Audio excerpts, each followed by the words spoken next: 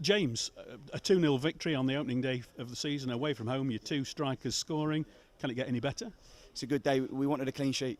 That was number one, and the way we did it in different ways. I think first half we knew we wanted to turn them around, and we did. And I know the pitch quite well, so we needed to be unscathed at half time, and we were. We could have done more maybe with the ball. Decision making wasn't great with the ball in the first half, but the way we defended the 18-yard box, I don't think they had a shot in the first half for all their territory and their set plays.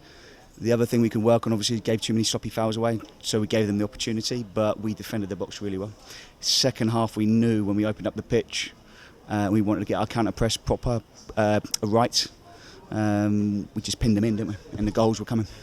The first half was one of those, as you say, it was very stop-start for half an hour, but it was almost you wouldn't have wanted half-time to come, because for the final 15 minutes the wick was being turned up at a rapid rate, wasn't it? It was, yeah.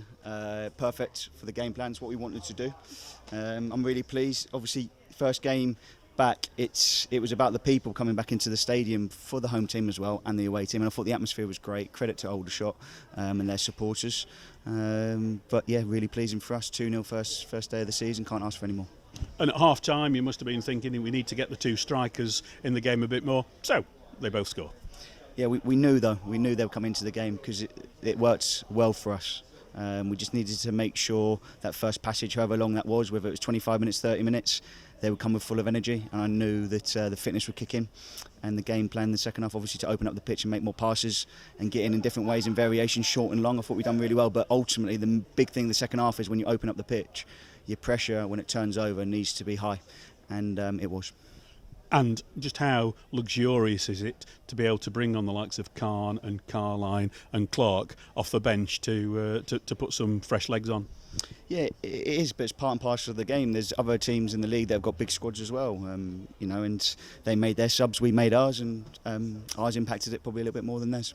Yeah, Jack Clark certainly played a real part when he came on, didn't he? Yeah, he's someone we're developing every day, Danny and I, and he's got a bright future in the game. And of course, I'm sure I was talking with Alex Whittle, who was up with us, that certainly a few of the bookings in the first half will have probably made you think a little bit differently on substitutions as well.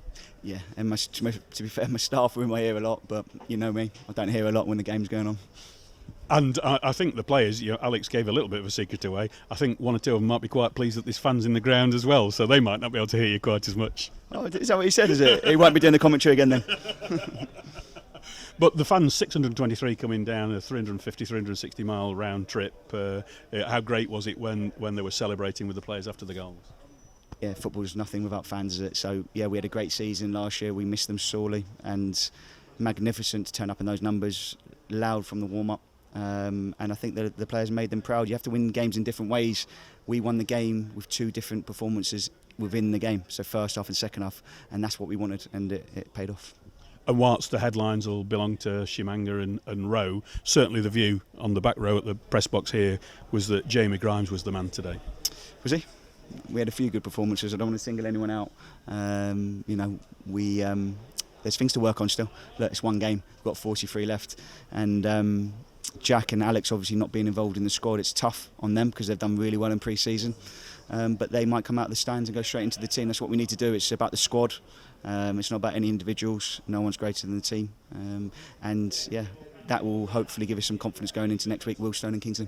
And Manny, are you lucky going off towards the end? Was that just sort of given his all, or was there anything more in that? Just a little bit of cramp, and I don't want to risk him. We were 2-0 up. I didn't think that they were threatening too much. They didn't have any shots on our goal, so Seydou came on, and look, Seydou done really well in that last passage. And also George, I thought, for the second goal, he gives us a different dimension, so we could hit him on diagonals. He won the header for the second goal before Rowe put Cabby in. So look, we've got different weapons within the squad, and it's about finding the right balance each game. And how close to 100% is George Carline, because he's missed chunks of pre-season? He's probably about 75% in terms of his minutes played, so we want to get him up to 300 before he can have a real impact from the start. So I know Tom Denton's listening back at home, and I'm sure the supporters wish him the best, but that's a big blow for you, isn't it, at the start of the season?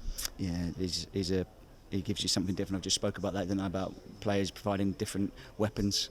It's not just in the attacking 18-yard box, defending as well. And although we defended really well today, if he was in there, I'm sure he'd have blasted a few headers out. But first and foremost, he's a great human being, and I feel for him. But he's got some good people around him.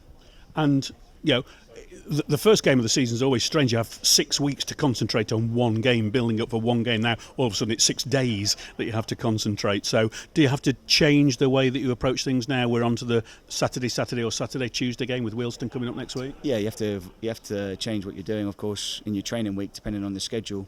But also, the first game brings a lot of emotion. And with the Aldershot fans being back in here after such a long time and a proper game that means something, we had to manage that emotion in the first half an hour, which we did well. We weren't good enough with the ball in that first half an hour, but we managed the 18-yard box really well, our 18-yard box. And we made some good challenges within our shape, and we've minimised them to hard. I don't think Scott had a save to make in the first half, so that's good. We wanted that, and we came into it towards the end of the half, like you said. And then second half, it set us up lovely to kick towards our fans and play in a different kind of way. Yeah, I think we noted down that Scott's first save on target was the direct free kick from Kinsella, who of course played while you were here in the 91st minute, I think. Yeah, he's a great lad, Kins, and he's a good captain for them. He's a good leader, and I'm sure hopefully Aldershot will do better than what they have been in the last 2 seasons. Finally, James, what do you say to the supporters with the anticipation for coming through after the victory today, ahead of the game against Wealdstone next week? What would you say to them? Buy your ticket, because there's going to be some attacking football in that game from both sides. They gave a good account of themselves when they came to us, so we can't take them lightly. It's about as many points as we can in these first 7 to 10 games. How many points can we get on the board to give us that foundation to go again?